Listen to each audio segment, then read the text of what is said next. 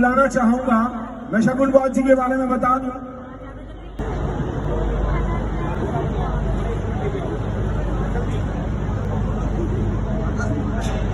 इसी कड़ी में शकुन बॉस जी और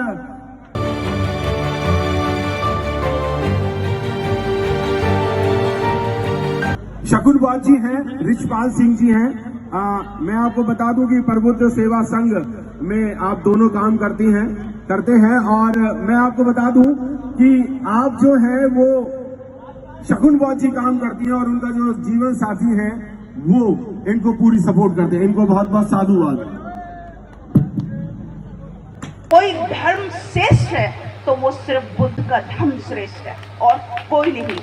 तो ऐसे ही नहीं बाबा साहेब ने हमको बुद्ध का धर्म दिया, क्योंकि बाबा साहेब ने लगभग 21 साल तक सारे धर्मों की स्टडी की, सारे धर्मों को डीपली पढ़ा और तब उन्होंने देखा कि अगर हमको सम्मान से जीना है, अगर हम चाहते हैं कि हमारा भी इस देश में सम्मान हो, तो हमको अपने बुद्ध के धर्म में वापसी करनी होगी, हमको अपने बुद्ध के धर्म को मानना होगा।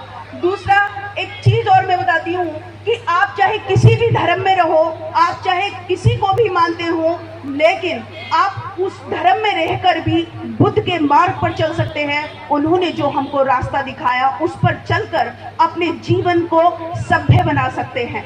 तो हमको अब तथागत बुद्ध के बताए मार्ग पर चलना है और तथागत बुद्ध ने जो कर्म का सिद्धांत दिया, उन्होंने यही कहा कि आप जैसा कर्म करोगे आपको फल ठीक वैसा ही मिलेगा।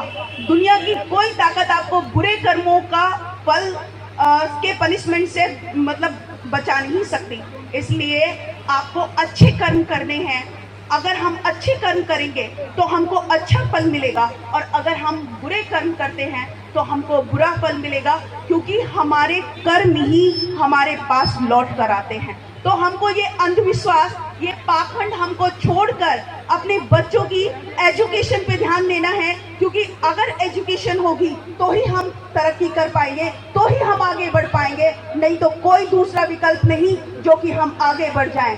क्योंकि हमें बहुत सालों तक इस शिक्षा से दूर रखा ताकि हम इतिहास को ना जान सके, लेकिन आज जैसे जैसे हम लोग इतिहास को पढ़ रहे हैं, इतिहास को जान रहे हैं, अपने महापुरुषों को जान रहे हैं, तो इन लोगों के पेट में दर्द हो रहा है और वो शिक्षा को ही खत्म करने की कोशिश कर रहे हैं। उन्होंने बहुत सारी यूनिवर्सिटी में बहुत सारे लोगों का स्कॉलरशिप नहीं दिया ताकि लोग पढ़ ना पाएं, ताकि स्टूडेंट पढ़ ना पाएं, क्योंकि अगर पढ़ेंगे तो सवाल करेंगे। कहते हैं ना कि शिक्षा सवालों को जन्म देती है, और बाबा साहेब ने कहा कि शिक्षा वो शेरनी का दूध है जो पिएगा वही दहाड़ेगा। इसलिए हमको शिक्षा से पीछे किया जा रहा है।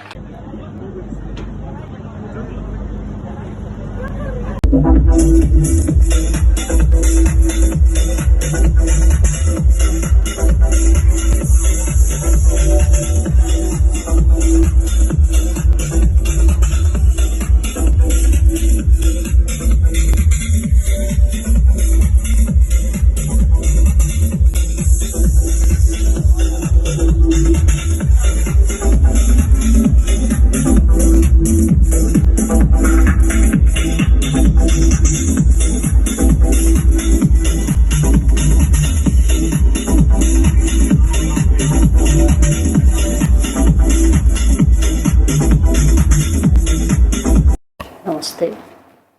मध्य प्रदेश के सागर जिले की घटना है। अभी हाल ही की घटना है।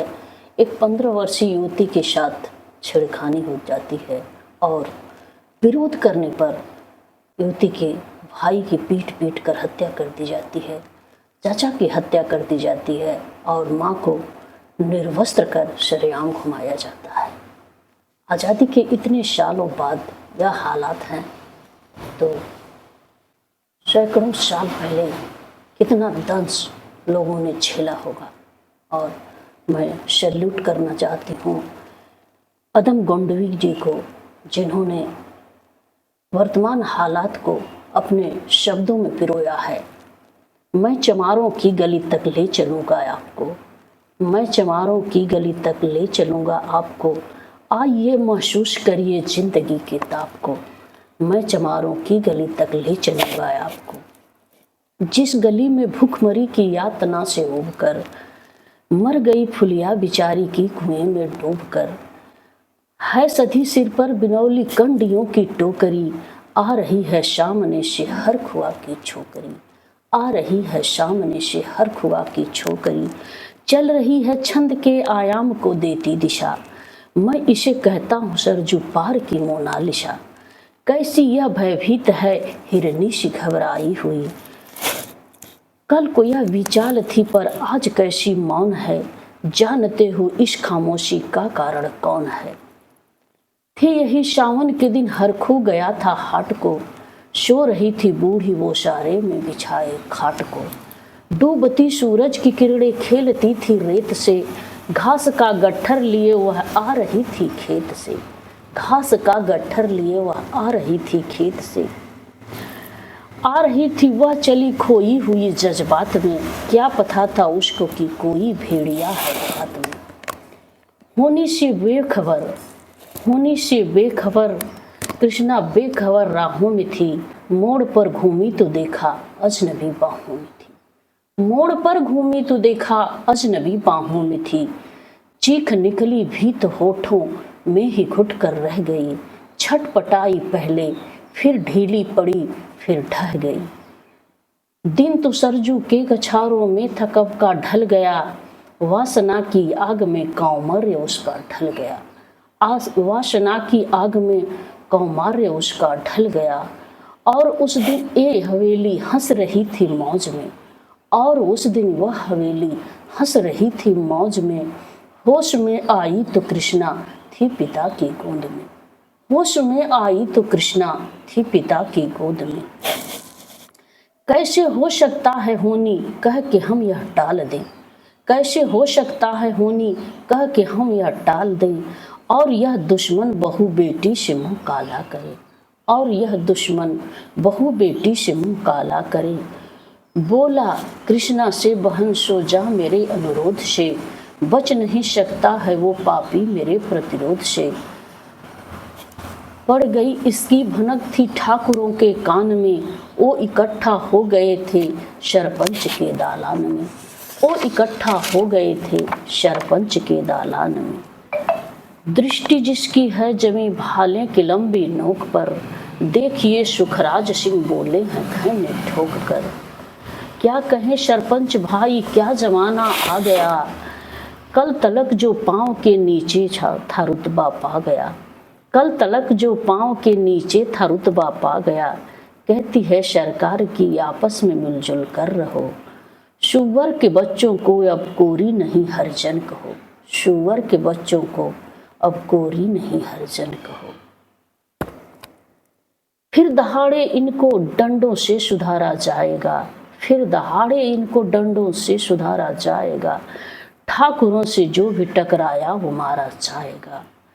ये समझते हैं कि ठाकुर से उबलना खेल है, ये समझते हैं कि ठाकुर से उलझना खेल है। ऐसे पाजी को का ठिकाना घर नहीं है जेल है, ऐसे पाजी का ठिकाना घर नहीं है जेल है। हमारे चैनल बहुजन दस्तक को लाइक शेयर सब्सक्राइब देखना मत भूलिएगा। जय भीम, जय भारत, जय संविधान, नमो बुद्धाय। धन्यवाद। चैनल आर्थिक समस्या से गुजर रहा है। अगर आप बहुजन समाज में बाबा साहेब अम्बेडकर और तथागत बुद्ध की विचारधारा को अधिक से अधिक लोगों तक पहुंचाना चाहते हैं तो हमें आर्थिक सहयोग प्रदान करें, ताकि हम अपने चैनल के माध्यम से देश विदेश में समता, बंधुता, एकता और संवैधानिक अधिकारों को ज्यादा से ज्यादा लोगों तक पहुंचा सकें। आप अपनी सहायता राशि नीचे लिखे खाते में जमा करा सकते हैं। खाता धारक गौतम रत्ना, खाता संख्या 316957686551, IFSC कोड SBIN 0060336, बैंक भारतीय स्टेट बैंक। आप हमारे बैंक खाते का विवरण स्क्रीन पर भी देख सकते हैं। जय भीम, जय भीम।